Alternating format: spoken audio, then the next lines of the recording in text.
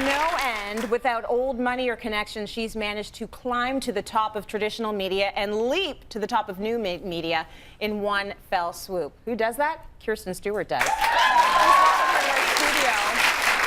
excited to have you here. Thank you so much for having me. Over the holidays, I picked up Our Turn. I read it in about a day. I Instagrammed you right away. Yes. And I said, you need to come down to the show. We need to talk about this. This is a very exciting time for women.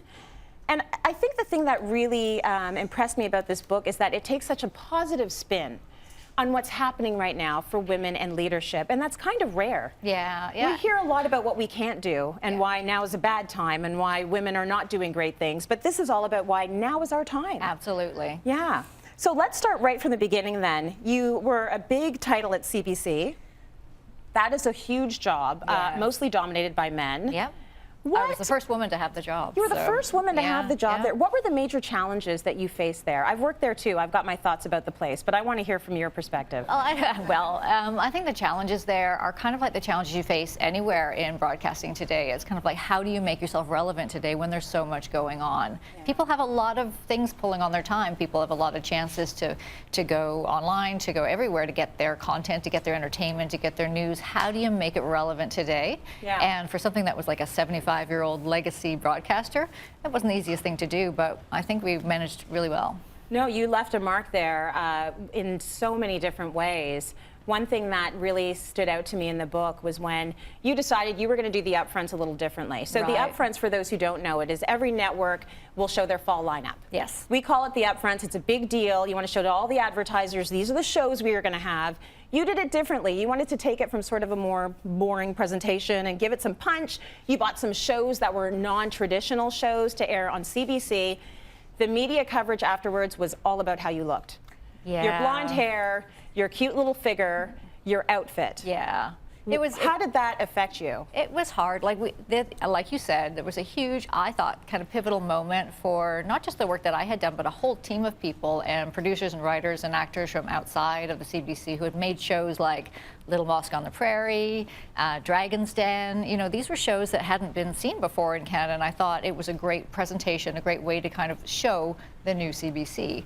And so you're standing up there on stage, and yeah, you do think about the shoes you're going to wear, you do think about the dress you're going to wear, you do, want to represent. Yeah. But what I represented, I thought afterwards, when I found out how people had reacted to it, I was hoping I'd open the paper the next day. This is before the age of Twitter and Facebook, where you'd actually see things right away.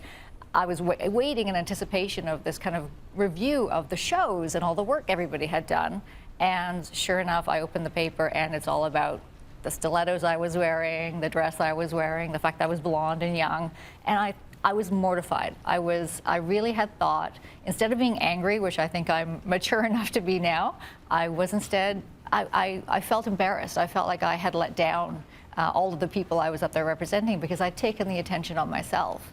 But it wasn't but a couple of weeks later when I was walking through the halls of the CBC when a younger woman who'd worked there came up to me and said, "Are you Kirstine?" I said, "Yes, nice to meet you." And she said, "I'm so glad you're here." She said, "You represent something that I think I can be. You represent someone that I think I look like, I think I could aspire to." And I had really, after the initial event and reading those reviews in the paper, I was going to buy Birkenstocks, I was going to cut my hair, I was going to change and fit the mold of what they were trying to, the box they were trying to put me in. And I thought, wait a minute, here's a young woman telling me that I'm exactly what she wants to, she aspires to be, something that motivates her, something that she sees herself in. Yeah. And I thought, you know what?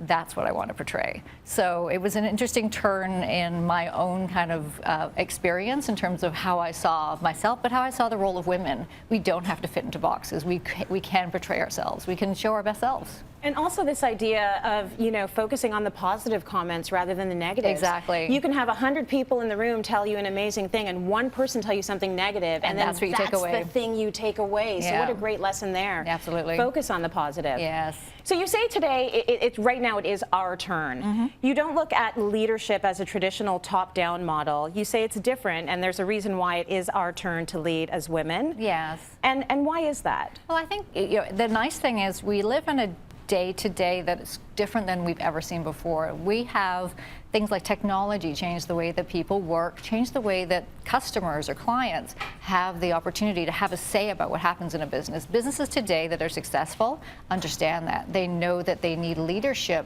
that connects to the outside, that can actually react to or anticipate the changes of what's happening, and that can't just rest in one person.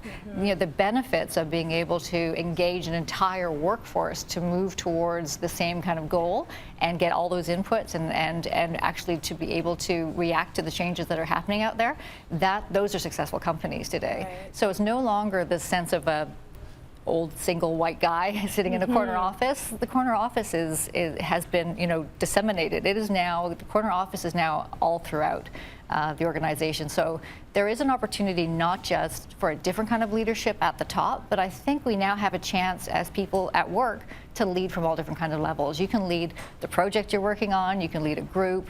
The influence that an individual has today because of the way technology has kind of broken down those barriers is really kind of empowering, and I think it's a great time for anybody who maybe hasn't seen themselves in the role of leader before because they haven't seen people who look like themselves.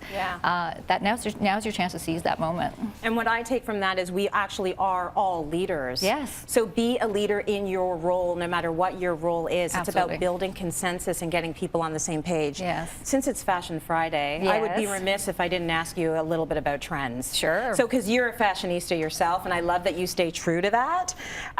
Is there any trend right now that you're absolutely loving, or any that you just want to go away? Well, when you get to a certain age, there's some you just can't pull off anymore.